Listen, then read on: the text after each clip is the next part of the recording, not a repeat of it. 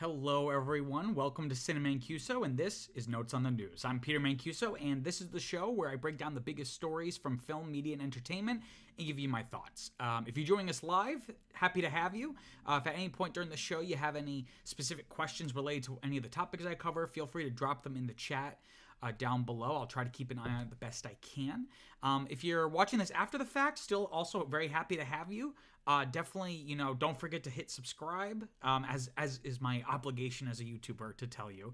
So that way you can keep up with all of the video content we put out during the week and maybe even catch the live stream. So why don't we jump into the first part of the show? We're going to talk about the box office from this past week. All right, so looking at the box office from this past week, the total domestic box office came in around $59 million, which is about a 25% drop from last weekend. So again, still not particularly great. I've talked about this pretty much every single week, and I'm going to talk about it again today, that this is very much the calm before the storm. Spoiler alert, looking ahead to this upcoming week, or weekend, I should say, is Dune Part 2. And that's going to be a huge, like I just said, this weekend brought in about 59 million total. Dune is projected to do even more than that just on its own, right? So I think a lot of studios have released things kind of cautiously. Again, they're not putting their huge projects in this space. Though we do have a few new releases this week. Coming in at number 2, we have Demon Slayer. Please forgive my pronunciation. Demon Slayer, Kimetsu no Yaiba to the Hashira Training, which brought in about 12 million at the domestic box office, which is about in line with the projections. It was projected to come in around 9 to 14 million.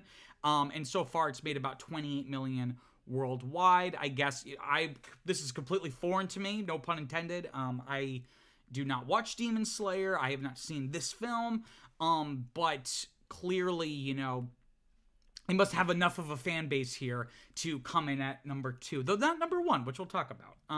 We also have at number 3, Ordinary Angels, kind of like a Christian family drama film, coming in around 6.5 million for this weekend, which again also falls into the projections, which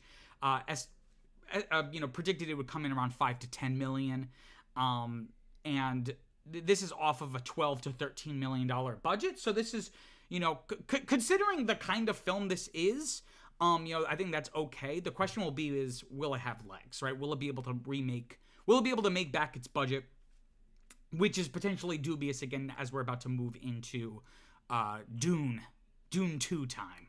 And then coming in at number 8, all the way near the bottom of the top 10, we have Drive Away Dolls, the solo Ethan Coen, kind of oddball's the wrong word, but kind of like quirky comedy with Margaret Qualley, and that brought in only about 2.4 million in the domestic weekend, which again also has fell into the projections, which was originally 2 to 4 million, and has made about 2.6 million worldwide. So again, nothing crazy here, and not only is it not crazy, but it's also expected, right? These are not huge, high-profile projects necessarily.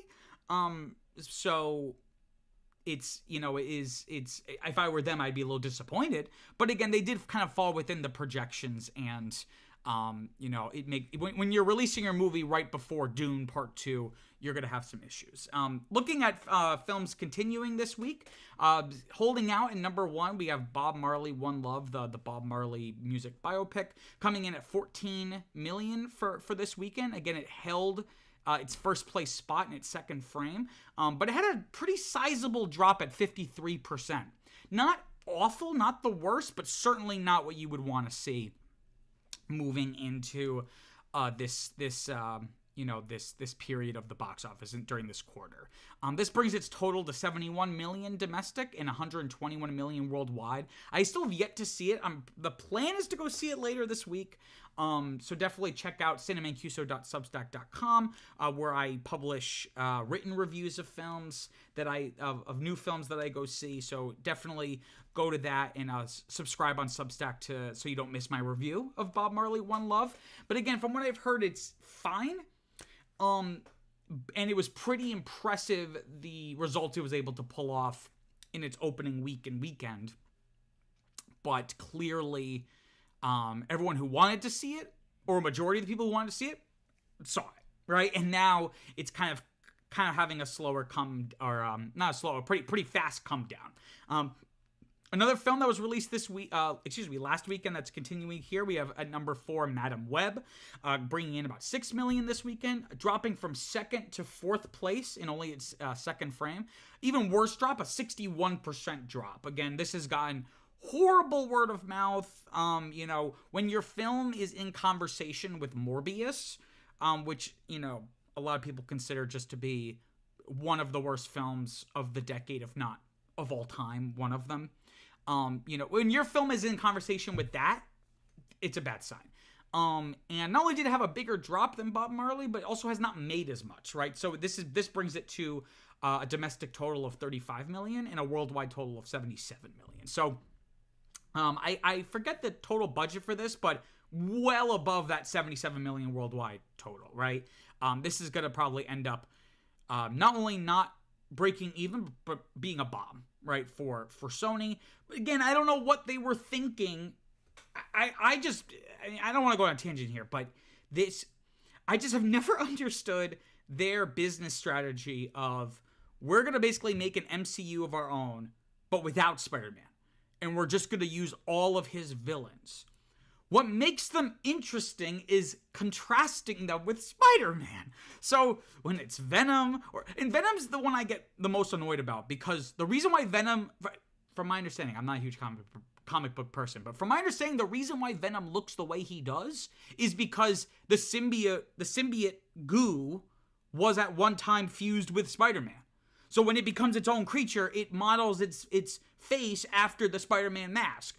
So in the Tom Hardy Venom movies, why does Venom look like that if there's no Spider-Man? So this movie is just another example of Sony just not having the wherewithal to, actually pull something like this off. Another film, I'm putting quotes here, film. Continuing, we have at number 10, The Chosen, Season 4, episodes 4 to 6. Bringing in about $1.8 million for the weekend.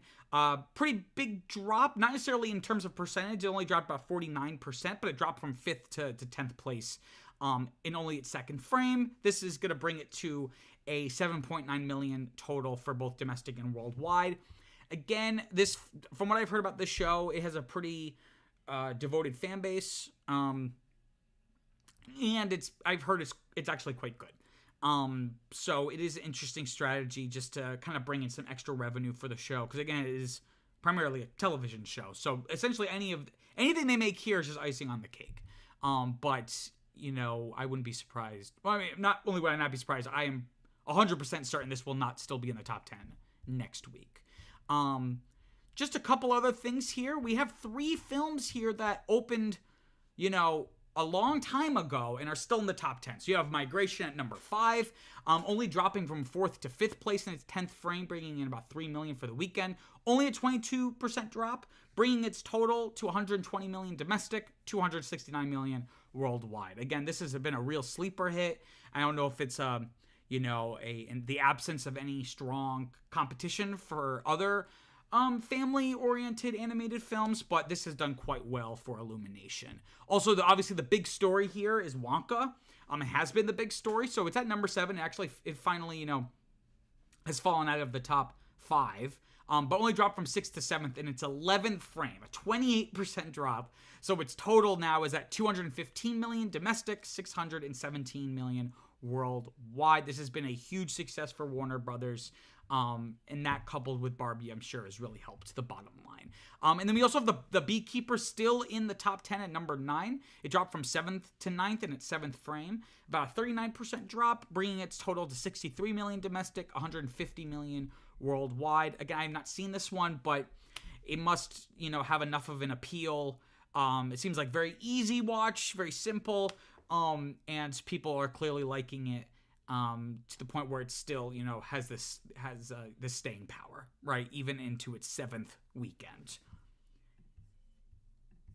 Okay, why don't we go to story number 1? Let me just get a drink of water. Okay. So let's talk about story number 1. Sam Mendes plans to make 4 separate biopics on each Beatle. Very interesting idea right off the bat. So the idea is going to be that each film will tell the same general story, but from each of their perspectives, right? So you're going to have like these intersecting storylines. Presumably scenes from one will be repeated in another, but potentially like the cinematography and like shot and editing choices will really put us in the POV of one of them, one of the 4. Very interesting idea. So we have Sam Mendes here. So if you're not familiar with his work, he's a pretty prominent theater and film director. In terms of film, his most notable work has been 1917, the World War I war film, American Beauty, which was kind of like his big breakout film in the 90s. Or was that 2000 exactly? In any case, a few decades ago at this point. And then Skyfall, which I've not seen, but from my understanding is one of, if not the best James Bond films. I remember it came out when I was in high school, right? So he has a pretty decent track record. I mean, I don't love American Beauty or 1917, but they're good films, they're competent films, and they're pretty well liked from what I've been able to kind of glean from like the cultural consensus. Variety notes that this is the first time that the Beatles have granted full support to a scripted film. And of course, when I say the Beatles, I really mean the, Apple Corps. Not unrelated to Apple, like iPhones and MacBooks. Apple Corps is the name of like the kind of like the corporation that the Beatles formed that owns the rights to all of their stuff. But also you do have 2 Beatles still living, Paul McCartney and Ringo Starr, whereas John Lennon and George Harrison have both since passed away. John Lennon, famously was murdered, by kind of like a crazy fan. And George Harrison, I believe, died of cancer, right? I think like in the early 2000s, or maybe like 2000 exactly. So this is the first time, the Beatles came on the scene, 60-ish years ago. And this is the first time that they are, really putting their weight behind a scripted film like this. Sony Pictures is going to be the ones to finance and distribute all 4 films theatrically in 2027. So we still have a little bit of a way to go. But the idea seems to be to release all of these within 1 year, right? And we have a quote here from the press release. Quote, "The dating cadence of the films, the details of which will be shared closer to release, will be innovative and groundbreaking." End quote.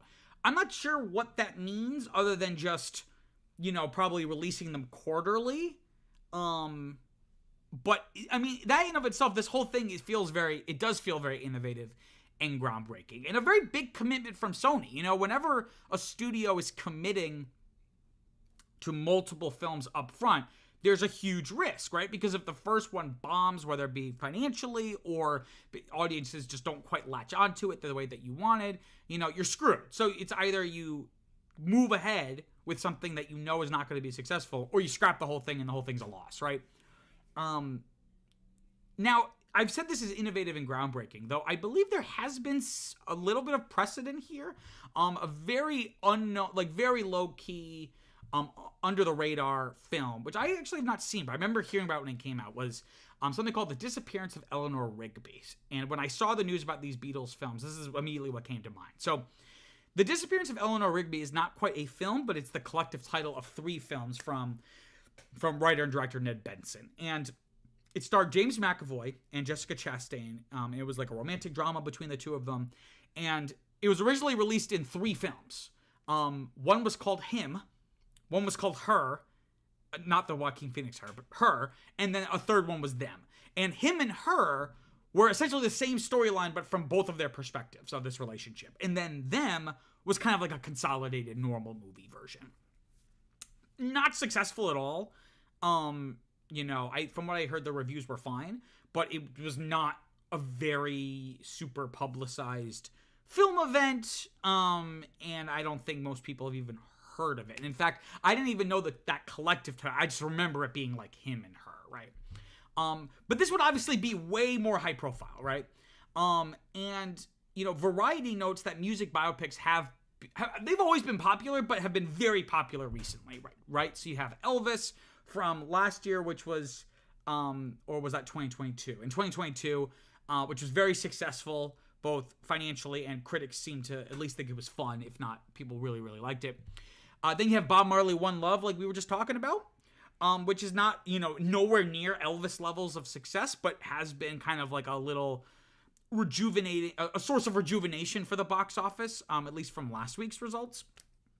And then who could forget Bohemian Rhapsody from a few years ago, which I think is a fairly mediocre film. I don't think it's as bad as people say, but it is nowhere near as good as the box office would have you believe. But that was very successful.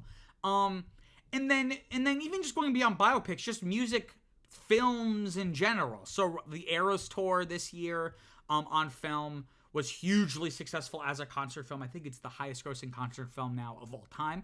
And then also specifically the Beatles themselves, right? So Peter Jackson, famously recently did a 3-episode docuseries called The Beatles Get Back, which essentially compiled all of this unseen, unused documentary footage of the Beatles crafting, what would eventually become the Let It Be album, or at least audio from that made its way onto that album.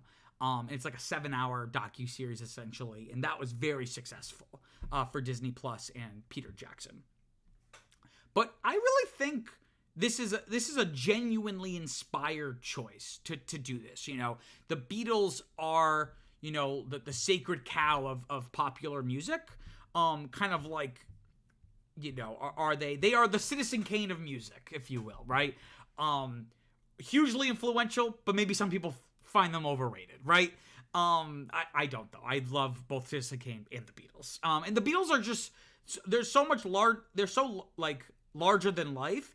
It almost feels necessary to kind of break them up, right? Because then how do you do this story in a conventional just one feature-length film without leaving out really important stuff that adds texture to their stories, or you just hit all the beats and you don't have any time to breathe, right? So it was either doing this or, doing some kind of like multi-episode traditional television miniseries, right? But clearly they wanted this to be more of a theatrical experience. And again, a choice like this, breathes new life into what is essentially a very tired genre. People make fun of how music biopics are some of the most generic forms of films that can be made and that are made. I really enjoyed from a few years ago the Weird Al biopic, which I put in quotes because essentially it starts off as a very heightened version of reality and then eventually becomes so ludicrous that by the end Weird Al is rescuing his girlfriend Madonna from Pablo Escobar, right? But that really showed how kind of rote the genre is. So I think this is a really interesting idea, and people have joked about a music biopic shared universe. But here it is, right? Obviously it's just limited to this. It's not like, Michael Jackson's gonna walk in in the post-credits scene, right? And whatever it is. But it does raise questions, by splitting them up, how are you gonna make them all feel equally important films when, if we're gonna be honest, the Beatles are not themselves equally important or talented? Are they gonna have enough, no diss or shade, but are they gonna have enough interesting material for Ringo, right? Like what do you do in a Ringo-focused Beatles film? Luckily, he's one of the two that are still alive. And that raises another question: is what are the boundaries of these stories? Are they gonna all end with the breakup of the Beatles, or will they extend kind of beyond that, covering their individual kind of trajectories? Because again, they do have full life rights, so you could theoretically go that route. So it'll be interesting if they do that, to then see John Lennon do his solo stuff, and then Paul McCartney and the Wings and kind of tracing in the Beatles, their time in the Beatles kind of being like this prism that everything before and after is kind of filtered through. But I think this could really be major event cinema, right? For the year. It's not really like a Barbenheimer, right? Because the idea is that these would not be released all on the same day, the way like Barbie and Oppenheimer were. But this could kind of be something that sets a tone, kind of a tone for what cinema is in that year of 2027, right? So like I said, you could release each one, like one every quarter, like every 3 months, which also raises interesting questions of like, what will the order be, right? If I had it my way, you would probably want to do John Lennon first, since he's the one who unfortunately died the earliest. And since he and Paul are most important, ultimately, I would put John at the front and Paul at the end, and then put Ringo or George wherever you want in the middle there. And then what you could do is that you could re-release them all near the end of the year so that they're in theaters all at once, right? Presumably maybe around the time that the fourth one gets released. So that way you could go see all 4 in one day if you wanted, right? We have a quote here from Tom Rothman, who's the chairman and CEO of Sony Pictures Motion Picture Group, and he said, quote, "Theatrical movie events today must be culturally seismic. Sam's daring, large-scale idea is that, and then some," end quote. You know, and I made the Barbenheimer comparison, but some have kind of, you know, derisively so, have compared Sam Mendes to Christopher Nolan. In some ways, you know, like Skyfall feels very reminiscent of The Dark Knight. 1917, you know, feels in some ways reminiscent of Dunkirk. And obviously the Beatles and J. Robert Oppenheimer are not really in the same category in terms of like what kind of people they were and what they did, obviously. But, you know, Oppenheimer was an epic biopic. And doing 4 feature films about the most important popular band of all time feels like an epic biopic project. So potentially we have Sam Mendes here again riding Christopher Nolan's coattails and kind of just copying whatever he's gonna do. Let me see here if we have some comments. Oh, I'm sorry. We have comments here from Jacob Boblet. Well, I don't know if I should have said your name, but a longtime viewer of the past couple weeks. I think this is from for box office, so I apologize. But I'll read your comments now. We have a comment here. With Dune 2 coming out, hopefully, it shows Zaslav how valuable movies actually are to Warner Brothers. It would be 3 major films back to back, 100%. You know, I think David Zaslav is a dummy, for lack of a better word. And I think he just doesn't really understand the value of media and ultimately how film is, you know, for better or for worse, the great crossroads between art and commerce, right? And you can't just solely, unfortunately, if I were to run a movie studio, you can't just focus on the art part, right? You have to think about the commerce. And I think he only thinks about the commerce, and he's only thinking like literally, okay, if the line goes up, that's good. If the line goes down, that's bad. So, you know, I think you're 100% right. It'll be interesting to see, you know, what the machinations of Warner Brothers are in the next, you know, couple years. Most people think that Zaslav is basically priming the company to then be sold again. So only time will tell. But again, Dune is looking to be a huge success for them, and presumably more successful than the first one, which came out still kind of during the pandemic, and then also was during their year where they were releasing everything like day and date on HBO. What was then HBO Max. Okay, let's go on to story number 2. Let me just get a drink of water here.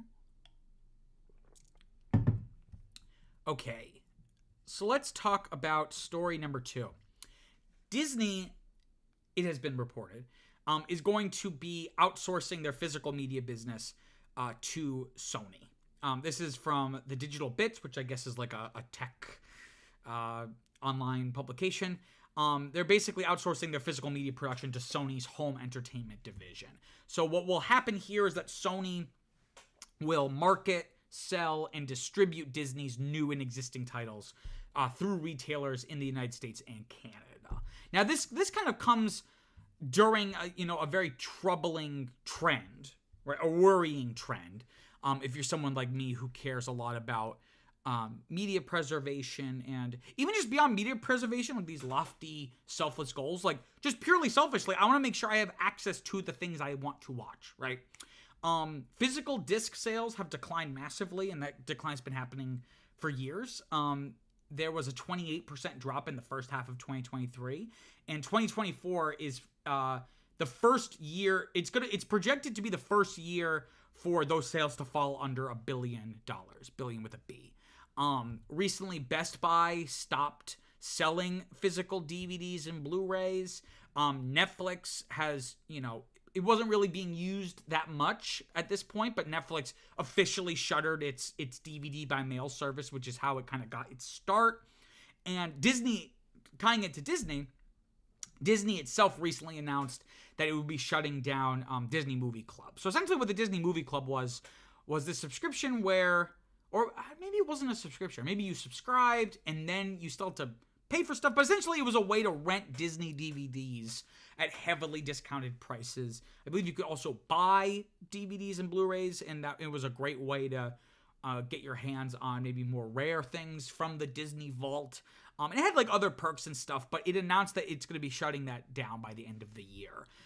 So it's, as you can see from every corner of the industry, they're really, studios are really starting to go like, well, why are we wasting our time, our energy, and most importantly, money, creating physical media, which, is fairly cheap to make, but way more expensive than just direct-to-consumer digital distribution models, right? And that's why, especially like if you look at gaming, right? Game studios would much rather you buy a game digitally than go to GameStop and buy it, because they're getting a much larger margin of the revenue, right? But despite this kind of coming in the context of a larger trend that's a little depressing, I think there actually is some hope here, or at least like part of this is actually kind of reassuring. And let me explain. This new model, while it shows that Disney does not care about physical media as much as it maybe once did, and is willing to outsource that and share part of that with another company, it will still allow Disney to offer these titles physically. Again, it's definitely a worrying sign, but at least there is some kind of proactive commitment to the format, rather than just letting it slowly die off, right? Like, so they're doing this, they're taking the time to make a deal and then announce that deal of someone else just producing and distributing their physical media, which if you look at it glass half empty is, oh no, the sky's falling. But if you look at it half full, they are spending their time, energy, and money, like I said before, related to physical media, right? The Hollywood Reporter also notes that Warner Brothers Discovery and Universal have already teamed up back in 2020 to do something similar, forming a joint venture, Studio Distribution Services, again as a way to combine their efforts to produce this physical media. And again, by keeping physical media alive, even if they have to outsource it, they're kind of hedging their bets here, because physical media could make a comeback. Probably won't, but you do have people like Christopher Nolan like really hyping up the 4K release of Oppenheimer, right? It's gonna become ultimately a niche thing. It's not something that's gonna die completely, but it's gonna be something that is not for mass market consumption. It's gonna be something much more boutique and novel. So that's why, like I firmly believe that something like the Criterion Collection is going to see, much larger success. Not that it hasn't already been very successful for like however many decades it's been doing this, back to like when it was VHSs of videotapes. But again, I think over the next decade, you're going to see things like the Criterion Collection become more and more successful as the entire format of physical media becomes a lot more niche, right? Which is unfortunate, again, just in general, because we know that physical media is sometimes the only way to ensure we can watch some of this stuff legally, right? So you have some of the, Disney has done this, Max has done this. It seems like every streaming service has done this at this point to avoid having to pay royalty fees to actors and creators of whatever show or movie something might be. They'll just remove a movie or TV show off of their platform. And a lot of times these are TV shows and movies that have never had a physical release. They were like a Netflix original or a Disney Plus original. So unless you want to pirate that content, there's no way to watch what was it, that the show, the Willow show, that was a sequel to the Willow movie from the 80s, right? If you want to watch that, the only way to watch it is to pirate it, right? So it's again a worrying sign that physical media is getting another L, so to speak. But again, like I said, at least it is it is some kind of proactive step related to physical media. This will probably, a lot of outlets have noted that this will probably lead to layoffs at Disney, because it's like, why do you need this staff anymore? But that's unclear at this time. And Hollywood Reporter also notes, and I forgot about this, that this is very interesting that this is happening, because Disney was at the forefront of home media, like the idea of home media. So, if you're watching this and you're younger and you don't, or you're just not a student of history like I am, Disney, or excuse me, home media did not always exist. Pre-VHS, if you wanted to see a movie, you had to hope it came on TV or hope it was re-released in theaters. Otherwise, there was no way to watch anything.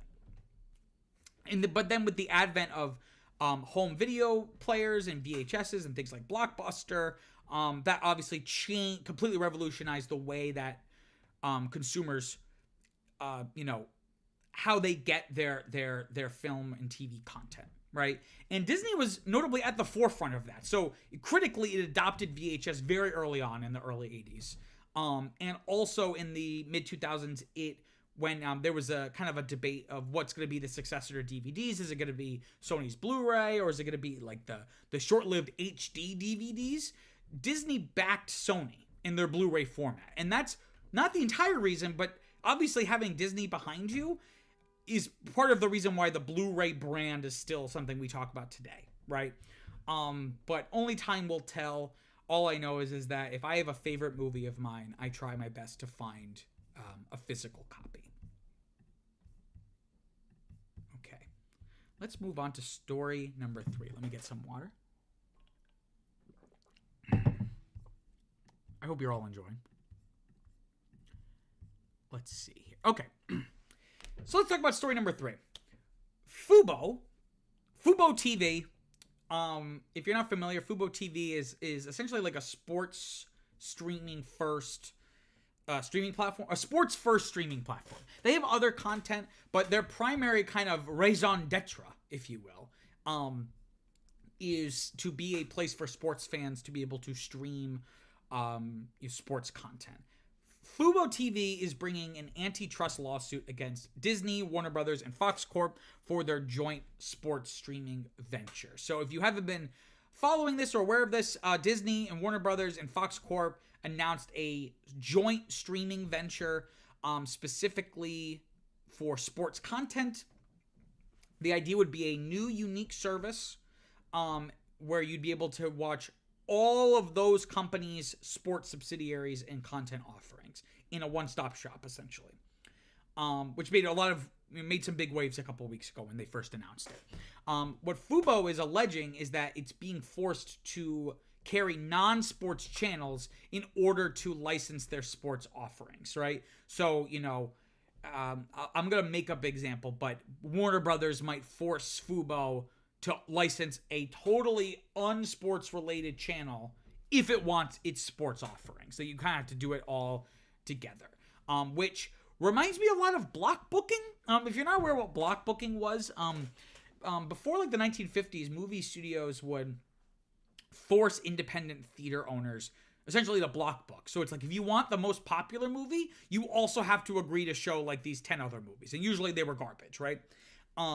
And ultimately, the Supreme Court said that was illegal, and that was against, that was monopolistic and anti-competitive. But again, I believe that decision was actually reversed, like right before the pandemic. But I think that was really dumb that they reversed that. And I see it in other instances, not film related. So you see that here, where they're being forced to take non-sports channels in order to have access to that sports offering. And then furthermore, Fubo again, this is all alleged, but Fubo alleges that these licensing rates are supposedly 30 to 50% higher than what these companies charge other distributors. So Fubo is being unfairly targeted, right? And ultimately, it's bad for the consumer because it forces sports fans to buy channels that they don't want.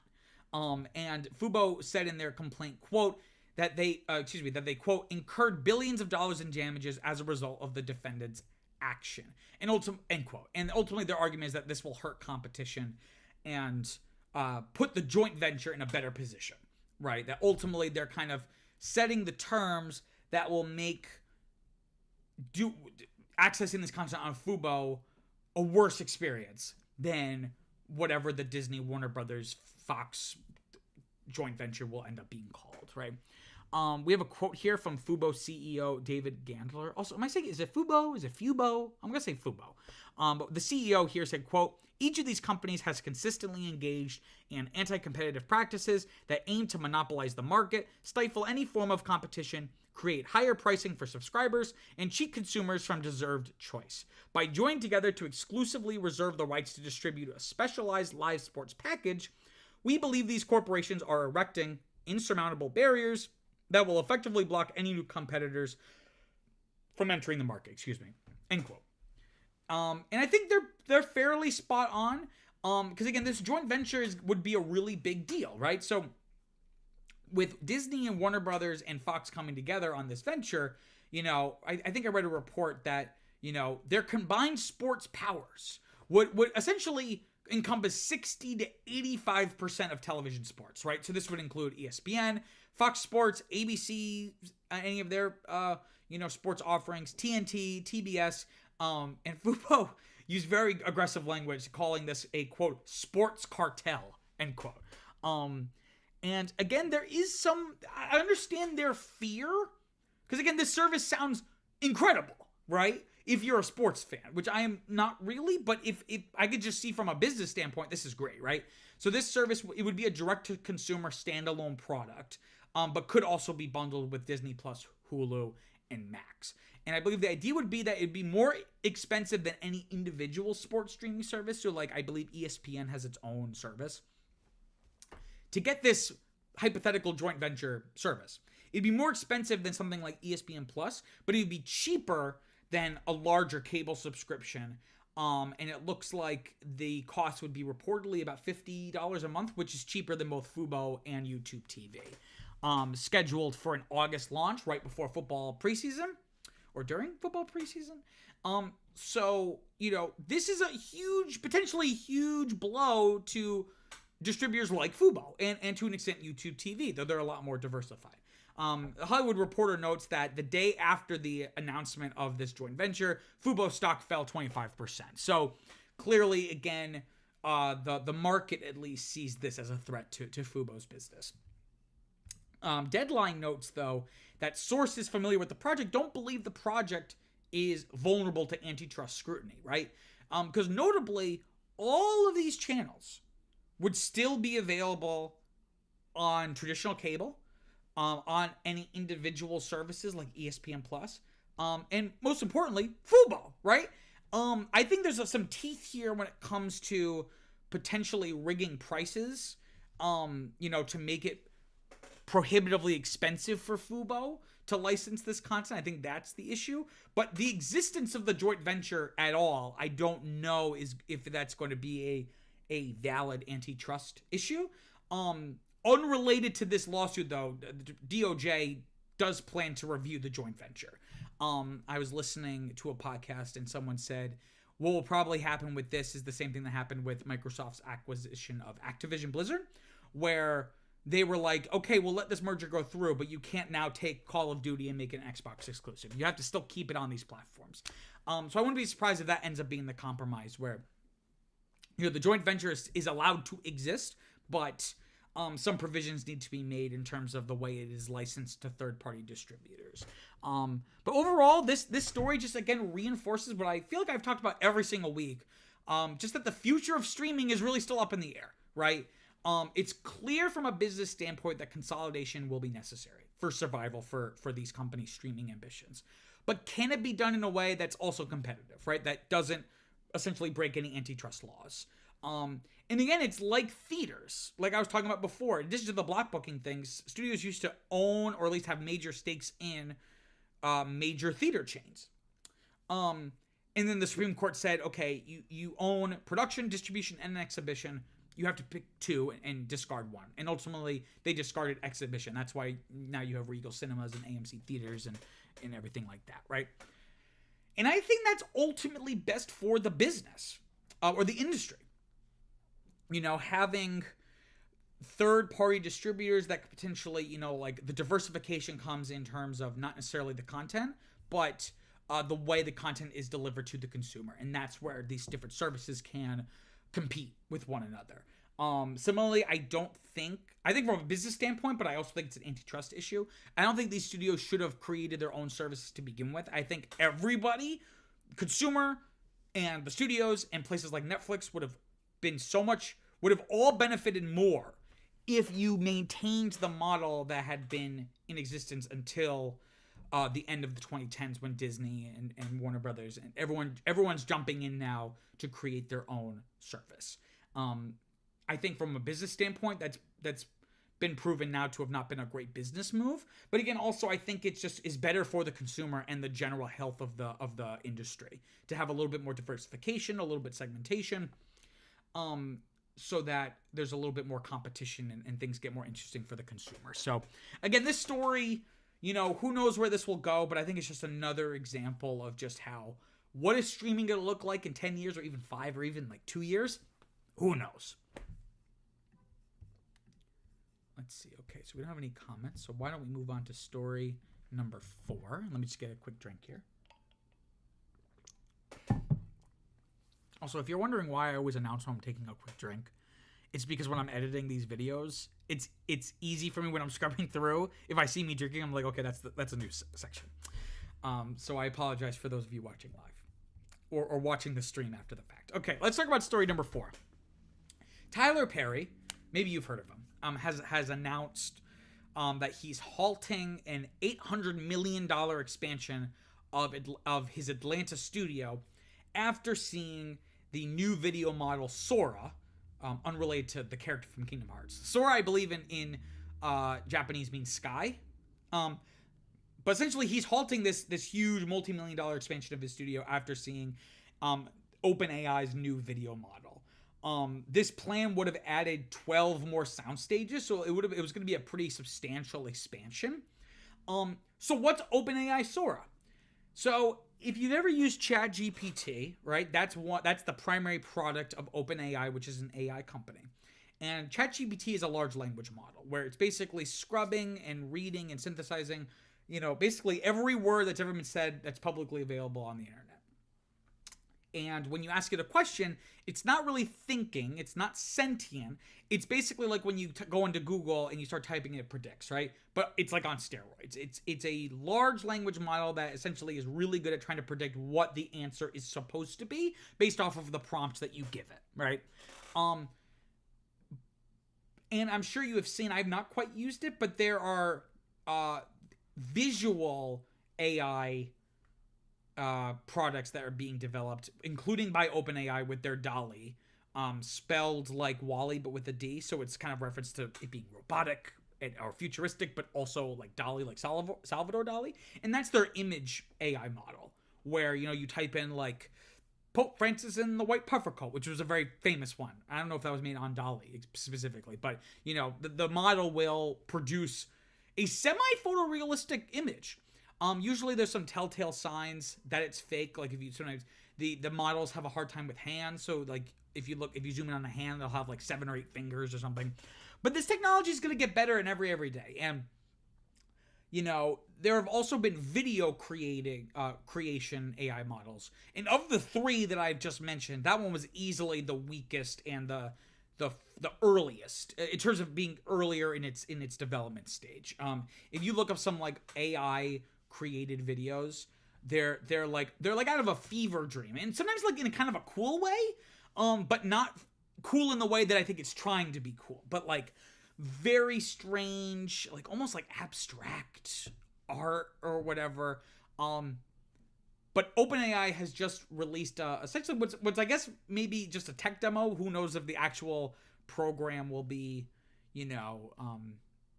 as impressive. But if you see in this picture here on your screen of this woman walking through what I believe is meant to be Tokyo, this is a clip. This is a freeze frame of a video that OpenAI Sora created.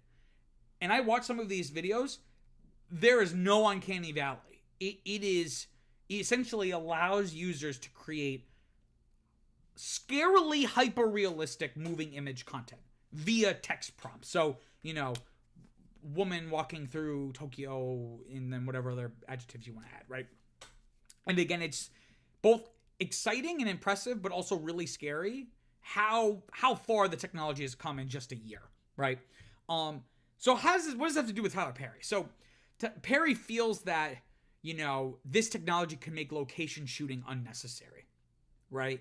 So you wouldn't necessarily need to go somewhere or build all these studios to create a location on your set. And we have a quote from him here saying, quote, "I no longer would have to travel to locations. If I wanted to be in the snow in Colorado, it's text. If I wanted to write a scene on the moon, it's text. And this AI can generate it like it's nothing," end quote.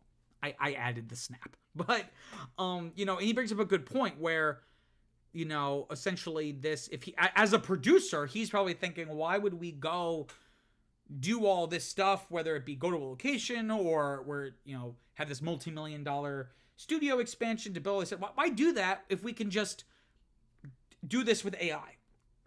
Apparently, he's already used AI on an upcoming film, saying, quote, "That kept me out of makeup for hours. In post and on set, I was able to use this AI technology to avoid ever having to sit through hours of aging makeup," end quote. So again, famous for his Medea character. I don't know if that's what he is referring to, but potentially AI could, potentially cut out that step so he doesn't have to sit in makeup for hours, right? So I'm not the first person to say this. This all of AI technology, but especially this video technology, is going to be very destabilizing for society at large. Words, people have kind of have a healthy suspicion of the written word. It's like if someone writes something on the internet, you don't just automatically believe it. So I think people have that. Photos, I think people have been a little bit more believing of, but with Photoshop and now AI tools, people have become a little bit more discerning. Like I remember before Trump was charged in like that first criminal case, like photos, like someone leaked photos of him getting arrested and like them doing a perp walk, but it was AI, right? And that was quickly discredited and disproven, and people are becoming a little bit more judicious or discerning. Videos could be a whole other ballgame. Video, I feel like, is one of the few ways we still verify things. Like even with, like people using CGI and stuff, there's still like an element of it not looking real or real enough. So this is going to be very, very dangerous as we move into the third in a row contentious election cycle, in the United States at least. So like that is a concern, right? The social impact. But it's clearly already causing an economic impact, right? So if they were to move ahead with this construction of this $800 million studio expansion, that would have theoretically employed a lot of people, right? And we have a quote here from Tyler Perry, who seems to also be concerned, saying, quote, "It makes me worry so much about all the people in the business, because as I was looking at it, I immediately started thinking of everyone in the industry who would be affected by this, including actors and grip and electric and transportation and sound and editors. And looking at this, I'm thinking this will touch every corner of our industry," end quote. I think he's 100% right that, he's talking about saving time, having to be in the makeup chair. Well, that's a makeup artist who is not going to have a job now. So it's like, I agree with everything he just said, but it feels very like, it kind of feels like when politicians will like tweet like we need to do something about gun control. And it's like, bro, you are the one who would do something about it, right? Like Tyler Perry, you're part of the problem. You're the one who just announced you are not going to spend $800 million on the studio expansion. You are part of the problem. And ultimately, technology like this is going to make, a lot of below the line crew members. So again, people like not the famous people. So the people doing the lights and the, more the grunt camera work and stuff like that. These are the people who are going to, they may continue to be made obsolete. So this is not necessarily a new thing, right? Because you can make the argument for the past couple of decades, CGI has really hurt production designers. I mean, just look at Marvel movies, how, the first Iron Man and a lot of the first ones, Robert Downey Jr. is literally wearing, like when he's just walking around and it's not an action scene, he's just literally wearing a physical Iron Man suit, right? But they got to the point in the MCU and Marvel where they would literally just wear like the black t-shirts with like the dots or like the little plus signs or whatever, and they would CGI things that you wouldn't even think were CGI. So you got to imagine, and then obviously everything with being on green screen. So, it's going to get even worse now. That this technology will be even easier. Because what I just described has still more or less been reserved to companies that can afford, that can do all of that, right? But this technology being so simple and presumably cheap, ChatGPT is free, but only a version of it. Like there is like the more up-to-date version that you do have to pay for, but I'm not sure what the price point is. But, personally, I'm of two minds. I'm conflicted because people try to make a moral arguments about the use of AI models or things, and I'm not really sure how I feel on a moral level. I think people saying like, oh, this is going to take jobs. Yes, but every new technological advancement always displaces some segment of the workforce, right? I heard someone describe it, though, that usually in the long run, new advancements in technology that initially displace workers ends up creating more jobs, right? So, my kind of political philosophy, not to get super political, but my kind of political philosophy is, you can have all this stuff. It's kind of like when supermarkets replace their cashiers, right?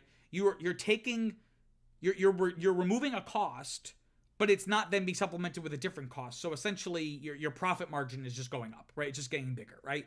So you can use this technology and workers can be displaced, but then government should intervene and tax corporations with these newly increased profit margins at higher rates, right? And then use that money to provide a wider social safety net. So, it's like you can have your cake, but you can't eat it too. You want to cut workers or lay off workers, but then keep all that extra money when you don't really need it. It's not like you were cutting workers because you were in dire straits. You just did it because you were like, hey, we can just make more money with just a self-checkout lane or an AI model, right? But ultimately, whatever happens, there will still always be a place for tangible production design. The same way there is still a place, albeit smaller, for practical effects as opposed to CGI. So only time will tell, but in any case, if you were hoping to work with Tyler Perry on his studio expansion, you're out of luck. Okay. Let's talk about story number 5, but let me grab a drink as I've explained. Okay. So last story of the night, let's talk about story number 5. A study from USC Annenberg Inclusion Initiative, which I didn't know was a thing till now, has released a study showing that women-led films are at a 10-year low. So looking at the data here, of the top 100 highest-grossing films of 2023, only 30 of them, 30%, had a woman in a leading role. And this is a huge drop from the record high of 44% the year prior in 2022.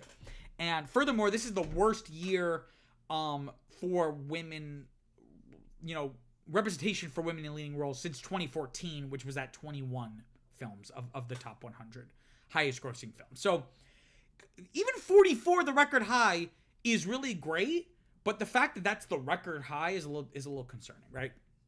And this is all despite women making up more than half the population and half the movie-going audience, right? And obviously, this is not anything new. The industry, both behind and in front of the camera, has always been a white, male-dominated space.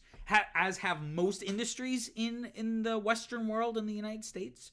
But this is just, again, disappointing to see. Again, even just 1 year after the record high. In addition to that 30%, only 3 films, so 3%, were led or co-led by women over 45. And you know, Hollywood has always been very ageist when it comes to women.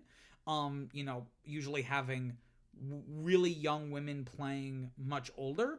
So then once women enter their more middle-aged years, Hollywood doesn't know what to do with them and essentially kicks them to the curb, right? And I think the stat here is for every one of those 3 films that was led by a woman over 45, there were 10 that were led or co-led by men of the same age. In terms of a breakdown of you know, like, of these 100 films, or excuse me, these 30 films, of these 30 films, this is how the major distributors kind of led here. So Disney had about 46%, Paramount had 44%, WB had 39%, Universal at 21%, and Lionsgate at 20%. Lionsgate, you know, the studio that brought us Hunger Games, you know, like one of the more iconic female-led franchises of last decade, only coming in at 20% in 2023. So there are really 2 issues here. One is representation, right? It's important for people of anyone to be able to see themselves represented in media, on screen. And this is very true, again, for young girls growing up. They don't, statistically speaking, they do not get to see themselves on screen as much as men do, beyond just like supporting roles, right? So when women are featured in a film, they're often in supporting capacity, which again can, you know, there's no way to like scientifically measure this, but has the potential to reinforce gender norms about women being secondary or in a supporting role to the men who are the main character of history, right? So representation is a big issue, but in a lot of ways, the bigger issue here are job opportunities. Like, you have to think about this as a labor issue. You know what I mean? If there was any other industry that was this segmented by race and gender, there'd be huge legal problems. But in the entertainment industry, we seem not to care as much. So, you know, there are just literally less opportunities for actresses. If there's X amount of films released and only 30% of them have a leading role opportunity for you, that is only 30% of the potential jobs, you know, that are at your disposal. We have a quote here from Dr. Stacey L. Smith, who was the head of that USC team, saying, quote, "This is a catastrophic step back for girls and women in film. In the last 14 years, we have charted progress in the industry. So to see this reversal in both startling and in direct contrast of 2023 as the year of the woman," end quote. There's some weird grammar there. But ultimately, her point is, you know, it's weird considering that 2023 was labeled as the year of the woman, right? So you have Barbie being the most successful movie of the year, both domestically and worldwide. Again, the Eras Tour, both the concert film, but just the concert tour in general, was huge. And we have another quote here from the study, from the authors of the study, saying, quote, "It's a difficult lesson, but one that must be restated. One film does not represent progress across the industry and cannot bear the burden of lifting the industry to inclusion," end quote. I completely agree with that. You know, the industry needs to take some responsibility here. We can't just, you know, be like, well, look how successful Barbie was, mission accomplished, right? There needs to be systemic change. You know, and interestingly, though, this is contrasted because what we have just been describing are theatrically released films. This is in contrast to Netflix's streaming exclusives. And we have a statistic here that more than half of their films since 2019, so 4 or 5 years ago, feature at least one woman in a leading role.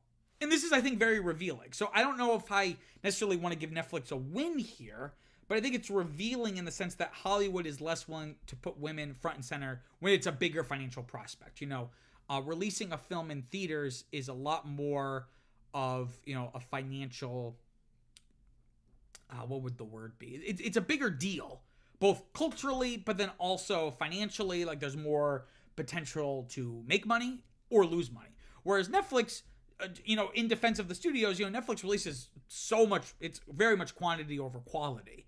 But at least they do have that feather in their cap that they, half of their films in basically a 4 or 5 year period, at least one woman in a leading role.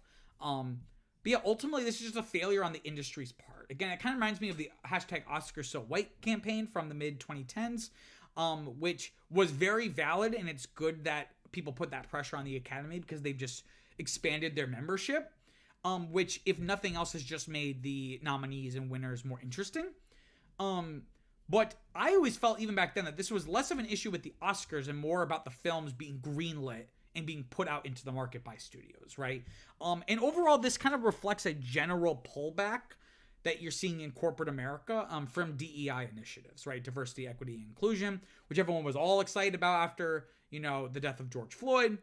And now that it's not something that they can use as, because I feel like a lot of corporations instituted new policies as like a marketing gimmick to basically be like, look, we're socially conscious.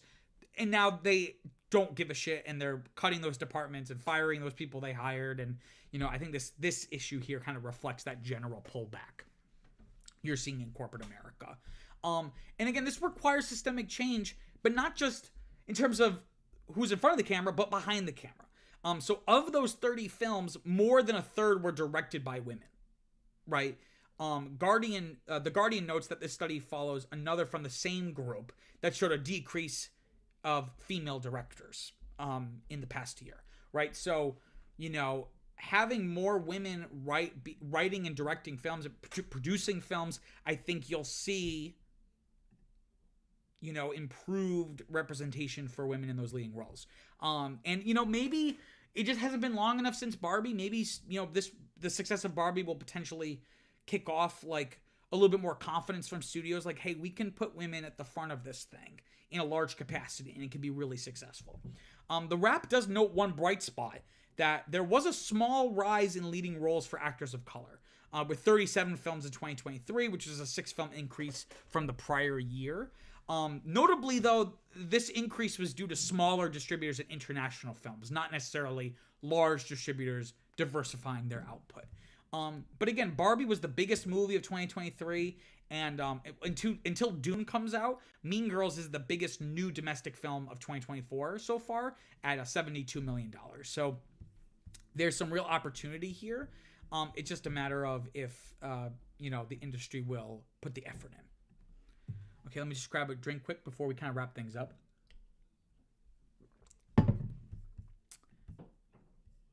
Okay, so looking ahead to the new releases this week, like I mentioned before, Dune Part 2 comes out this weekend. Very excited. I have my tickets for IMAX 70mm at AMC Lincoln Square. Very excited. I'm not seeing it till Tuesday, though, just because it was already so booked up, and I was just like, okay, I'll just go check it out. I really liked the first one, and I'm really excited for this one, but it wasn't like Oppenheimer, where I literally went 11:30 p.m. on the opening Thursday night because I was that excited. But right now it's projected to make about 65 to 80 million, which, like I said, would most certainly be the biggest opening of the year so far. And originally this was going to be released in November of last year, but because of the strikes, Warner Brothers decided to kind of push it back. So I'm interested to. I mean, we'll never know, but I wonder how much it would have made if it had come out in November, as opposed to now. I kind of like now it kind of has breathing room. There's nothing really big before it, and that way it's not like we have to put two major IMAX blockbusters up against each other between Dune Part 2 and Oppenheimer. So I think this was ultimately going to be a smart move for them to have moved to March, but again, that's projected to make quite a bit of cheddar at the box office this weekend. Okay, this is the part of the show where I quickly give a shout out to the best film I watched this week. This could be something that's either brand new or something I've never seen before, or something I've seen a million times. This week I want to give a shout out to the Akira Kurosawa film Ran, or is it Run? I'm not sure. The title never seems to come up in the film, so I'm not quite sure what its relevance is. But essentially, it was Kurosawa's Japanese kind of reimagining of the Shakespearean play King Lear. and which I'm not super familiar with, but this film was really great. It was a little slow at the start. It's an epic, a historical epic set in feudal Japan, about 2.5 hours. But just some really interesting filmmaking work on display. And Kurosawa is obviously a master, but he's always been a little hit or miss for me. Some films that people say are like the greatest of all time, I watch them kind of like, not as good as people say, or even worse, like are kind of meh in a vacuum. But this one was really great, and I highly recommend people check it out. Okay, so we're basically at the end of the show. I just want to give a quick shout out or kind of plug a few things. I have another YouTube channel called Peter Squared, where essentially it's my opportunity to talk about topics related to film and media entertainment in a more long form, written video essay format. The video we have up now is a closer look at Frozen. Basically, it's taking a look at the Disney film Frozen and looking at what went right, what went wrong, and everything in between, featuring two kind of cartoon versions of myself, a young and old version. So link in the description. If you could check that out and watch the video and subscribe, that would really be a big help. Also want to give a plug to a podcast I do with my fiance Viviana, called Now That's What I Call Now That's What I Call a Franchise, where each season we pick a film franchise, and then every episode of the season is we're going through each film in the franchise, the good, the bad, and the ugly. Current episode we have up is for the animated film Batman vs. Two-Face, which was like an animated continuation of the 1960s Adam West Batman series. Again, link in the description. It would really be a big help if you follow that wherever you get your podcasts and listen to our newest episode. And then lastly, Cinema and QSO. It is not just a YouTube channel. It originally started and still is a Substack newsletter where I write written reviews for new releases. I'm doing that for about 2 years now. I do it on and off. I do it when I can. But you should definitely check it out. Again, link in the description. It's at cinemanqso.substack.com. That's it for this week. Super happy to have had all of you here. If you're watching this after the fact, don't forget to like and subscribe this video. Share with your friends. Do whatever you gotta do. Again, thank you so much for joining, and I'll see you all next week. Peace out.